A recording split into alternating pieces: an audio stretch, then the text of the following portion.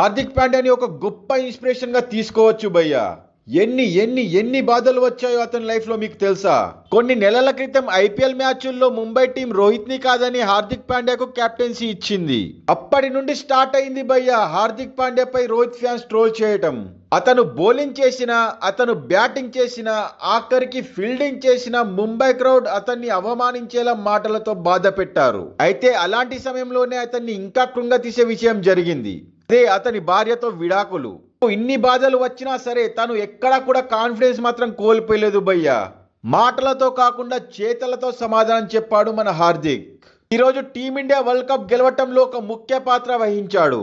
ఎక్కడైతే తనకి అవమానం జరిగిందో, ఎక్కడైతే హార్దిక్ పాండ్యాని క్రౌడ్ ట్రోల్ చేసి మాటలు అన్నారో, ఈ రోజు అక్కడే భయ్యా ముంబై వాంఖేడే స్టేడియంలో రోహిత్ శర్మ మాట్లాడుతూ హార్దిక్ పాండ్యా పొగడ్తల వర్షం కురిపిస్తుంటే స్టేడియం మొత్తం హార్దిక్ హార్దిక్ అనే నినాదాలతో మారుమోగింది. ఎక్కడ పోగొట్టుకున్నాడో మళ్ళీ అక్కడే రాబట్టుకున్నాడు భయ్యా మన హార్దిక్ పాండ్యా.